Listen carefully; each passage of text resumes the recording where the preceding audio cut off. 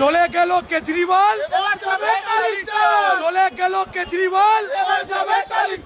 दिल्ली का जीत हमारी है, 26 में बंगाल की बारी है। ভোট আমরা যা দেখতে পাচ্ছি, বাঙালি অধ্যুষিত সিটগুলো বেশিরভাগ সিট ভারতীয় জনতা পার্টি জয়লাভ করেছে।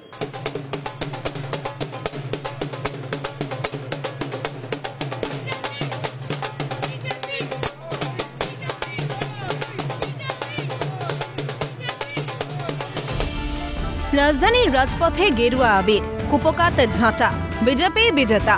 দিল্লির বিধানসভা নির্বাচনে শুভেন্দু অধিকারীরা প্রচার করেছেন। রাজধানীর রায়ে আত্মবিশ্বাসী বঙ্গ বিজেপি। 2021 সালে বিজেপির ভাঙা স্বপ্ন পুনরুজ্জীবিত। বাংলা দখলের হুঙ্কার বিজেপি নেতৃত্বে। दिल्ली का जीत हमारी है, 26 में बंगाल की बारी है। দিল্লি যদি 27 বছর পরে পরিবর্তন করতে পারে, বাংলাকেও পরিবর্তন আপনারা করতে পারবেন। দিল্লিতে ধর্ম বর্ণ নির্বিশেষে বাঙালি ভোটাররাও বিজেপিকে ভোট দিয়েছেন বলে দাবি করছেন এ রাজ্যের নেতারা। তবে কি বাংলায় এবার বিজেপির পালা? দেখতে পাচ্ছি বাঙালি অধ্যুষিত সিটগুলো বেশিরভাগ সিট ভারতীয় জনতা পার্টি জয়লাভ করেছে। আমাদের তাপস রায় থেকে শুরু করে কিশোর তরফদার থেকে শুরু করে আমাদের বাংলা থেকে আগত যারা সাংসদ, বিধায়ক, জ্যোতির্ময় সিং মাহাতো, অগ্নিমিত্রা পাল, আরও অনেকে যারা কাজ করেছে, প্রত্যেকটি সাংসদ এক একটা মণ্ডল নিয়ে কাজ করেছে, তাদের প্রত্যেককে আমি আমার তরফ থেকে অভিনন্দন জানাই, শুভেচ্ছা জানাই। এবার লক্ষ্য বাংলা। কলকাতায় ছড়িয়েছে বিজেপির আবির, জেলা মেতেছে রাজধানীর জয়। ভাতা প্রতিশ্রুতিতেও আসন ধরে রাখতে পারলেন না কেজরিওয়াল। তবে কি খয়রাতির রাজনীতির ইতি? একথা ভুললে চলবে না, বাংলা এবং দিল্লির ভোট এক নয়। রাজ্য সভাপতি কে হবেন তা নিয়েও মতানৈক্য দেখা গিয়েছে রাজ্য বিজেপির অন্দরে।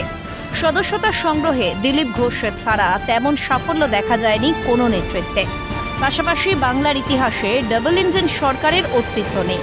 তবে কোন তরিতে ভর করে বাংলায় আসবে বিজেপি?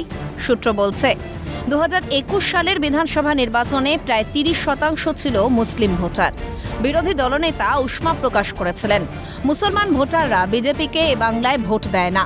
তবে এবার শুভেন্দুর ভাষণে হিন্দু প্রাধান্য পেলেও সবকা সাথ সবকা বিকাশ বঞ্চিত হল না। সব হিন্দু তাকত দেখাচ্ছে, হিন্দু শক্তি দেখাচ্ছে, কিছু চলবে না। ভাতা মাতা ধমক চমক মিথ্যা মামলা কেস চোখ দেখানো অমুক তমুক চলবে না। তাই আজকে দিল্লির নির্বাচনে বর্ণ ধর্ম নির্বিশেষে আমরা জিতেছি। এমনকি মুসলিম অধ্যুষিত বিধানসভাগুলোতেও ভোট হয়েছে। শুভেন্দু অধিকারীর দাবি মতো মনে করা হচ্ছে এবার তৃণমূলের মুসলমান ভোট কাটতে চাইছে বিজেপি। এদিকে ওয়াকফ নিয়ে পথে নামছে তৃণমূল। স্বাভাবিক হিসেব বলছে ওয়াকফ হাতিয়ারে সংখ্যালঘু ভোট তৃণমূলের হাতছাড়া হবে না। এর আগে শুভেন্দু অধিকারী দাবি করেছিলেন এ রাজ্যে 39% ভোট বিজেপির। 5% হিন্দু ভোট পেলেই বিজেপি ক্ষমতায় আসবে। বাংলাদেশ হাতিয়ার নিয়ে হিন্দুত্বের ভাবধারায় শান দিয়ে বিজেপি বাংলায় ঢোকার চেষ্টা করবে। পাশাপাশি দিল্লির সঙ্গে বঙ্গের মিল দুর্নীতির ইস্যুতেও। দিল্লিতে আবগারি দুর্নীতিতে কেজরিওয়ালের গ্রেফতারি প্রভাব ফেলেছে বলে মনে করছেন অনেকে। পশ্চিমবঙ্গেও দুর্নীতির ঝুড়ি খালি নয়। তবে কি বঙ্গে বাড়তে পারে এজেন্সির চাপ?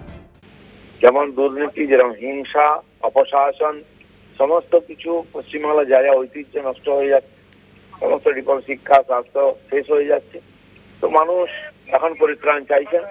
আর পশ্চিমবাংলায় বিরোধী সিপিএম কংগ্রেসকে আগে রিজেক্ট করেছিল, বিজেপিকে তারা সুযোগ দিয়েছেন প্রধান বিরোধী দল।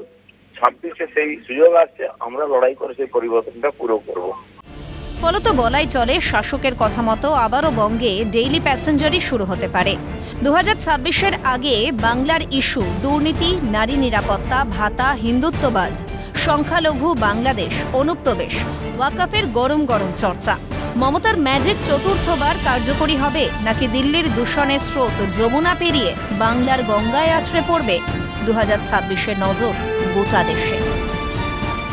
চলে গেল কেজরিওয়াল, চলে গেল কেজরিওয়াল।